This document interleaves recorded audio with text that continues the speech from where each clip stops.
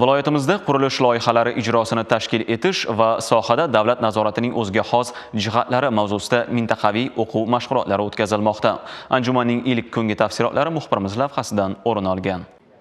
O'zbekiston Respublikasi Bosh prokuraturasi tomonidan qurilish loyihalari ijrosini tashkil etish va sohada davlat nazoratining o'ziga xos jihatlari mavzusidagi o'quv mashg'ulotlari bir vaqtning o'zida Toshkent shahri, Samarqand, Farg'ona va Xorazm viloyatlari hududiy studiyalarida o'tkazildi. Xorazm viloyat prokuraturasida tashkil qilingan o'quv mashg'ulotida Qoraqalpog'iston Respublikasi hamda Buxoro viloyatining qurilish sohasida qonunchilik ijrosi ustidan nazoratga mas'ul bo'lim xodimlari, qurilish va uy-joy kommunal xo'jaligi sohasida nazorat qilish inspeksiyasi inspektorlari, zilzila bardoshlikni o'rganish bo'yicha ishchi guruhi a'zolari ishtirok etdi. Dastur asosida dastlab ushbu mashg'ulotlarning maqsad va vazifalari markaziy studiyadan onlayn tarzda tushuntirildi. Shundan so'ng har hududning o'zida mutaxassislar tomonidan qurilish obyektlarining loyiha smeta hujjatlarining ishlab chiqilishi, ularning qurilish va uy-joy kommunal xo'jaligi vazirligi huzuridagi loyiha ofisi bilan kelishilishi, loyiha ofisining asosiy vazifalari, shuningdek ushbu yo'nalishda prokuror nazoratini tashkil etishda e'tibor qaratilishi lozim bo'lgan holatlar yuzasidan ma'ruzalar qilindi. Mashg'ulot davomida ishtirokchilar o'zlarini qiziqtirgan savollarga batafsil javob olishdi. Hammamizga ma'lumki, hurmatli prezidentimiz tomonidan 19-may kuni 328 farmonlari imzolandi. Bu bo'yicha o'sha seysmika zilzila bardoshlik bo'yicha muhim ustuvor vazifalarni belgilab berildi.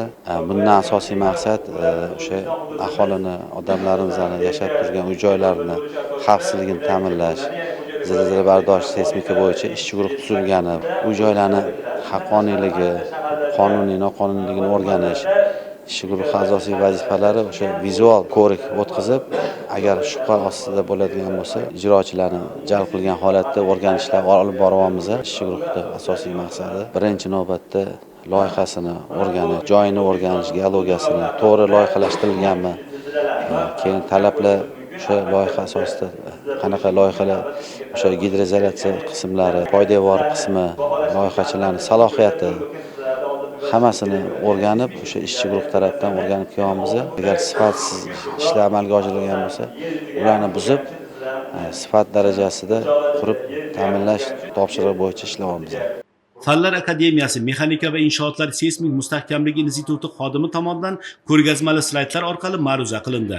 Unda asosan ko'p qavatli bino va inshootlarni loyihalashda seysmik xavfsizlik talablari, 12 va undan yuqori qavatli binolarning loyihalarini ilmiy-texnik ko'rikdan o'tkazish va xulosa berish jarayonlariga e'tibor qaratildi. Qurilish obyektlarida zilzilaga qarshi chora-tadbirlar, ya'ni inson hayoti bilan bog'liq xavflarni oldini olish maqsad qilib olindi. Binolarda qurilishda avvalambor qurilish me'yor qoidalari va shaharsozlik norma qoidalari asosida qurilish ishlarini tashkil qilish, ya'ni qurilishda loyihalash jarayonidagi xatoliklar, qurilishda ishtirokchilar, ya'ni buyurtmachi texnik nazoratchisi, loyihachi mualliflik nazoratchisi, pudratchi ichki nazoratchilari mas'ul xodimlari tomonidan talab darajasida qurilish ishlarini tashkil qilish qayta tushuntirib berildi. Seminarda albatta bino va inshootlarda seysmik xavfsizlikni ta'minlash yuzasidan malakalarimizni oshirib oldik va keyingi ish faoliyatimiz jarayonida ushbu ko'nikmalarimizni amalda foydalanib borishimiz tushuntirildi. O'quv mashg'ulotining ikkinchi yarmida ko'p qavatli uy-joy qurilishida seysmik xavfsizlik talablariga rioya qilinishini vizual tekshirish maqsadida qurilish obyektlariga borildi. Amaliy mashg'ulot manzili yangidan bunyod qilinayotgan Al-Xorazmiy shaharchasi bo'ldi. Bu yerda ishchi guruhi a'zolari hududlarda bunyod etilayotgan ko'p qavatli binolarning seysmik holatini o'rganishda nimalarga e'tibor qaratish lozimligini, qanday qurilish materiallaridan foydalanish va ularning me'yorlarini yaqindan bilib olishdi. Ko'p xonadonli, ko'p qavatli turar joylarni zilzila bardoshligini oshirish, aholini seysmik xavfsizligini ta'minlashga oid chora-tadbirlar bo'yicha Xorazm viloyatida muayyan ishlar amalga oshirilmoqda. Xususan, ko'p xonadonli uylarni zilzila bardoshligini, seysmik xavfsizligini oshirish bo'yicha ko'p qavatli xonadonlarni o'rganish yuzasidan ishchi guruhlar tuzildi. Ishchi guruhlar tomonidan dastlabki bosqichda Xorazm viloyatida 2017-yildan bugungi kunga qadar 660 ta xonadonlarni o'rganish rejalashtirilgan.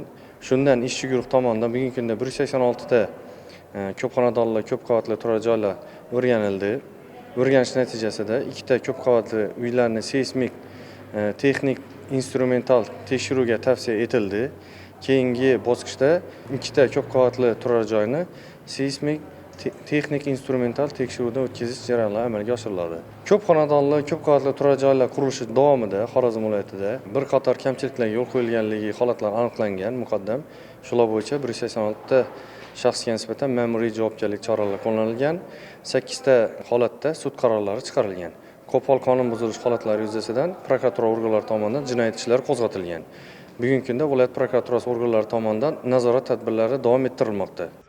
Hududlarda tashkil etilgan ishchi guruhlari 2017-2024 yillarda qurilgan ko'p qavatli binolar, uy-joylarning texnik holati va seysmik xavfsizligini vizual tekshiruvdan o'tkazishadi. O'quv mashg'ulotlarida ishchi guruh a'zolarining bilim va ko'nikmalarini oshirish nazarda tutilgan. Yakunda barcha ishtirokchilar bilimi test savollari orqali sinovdan o'tkaziladi.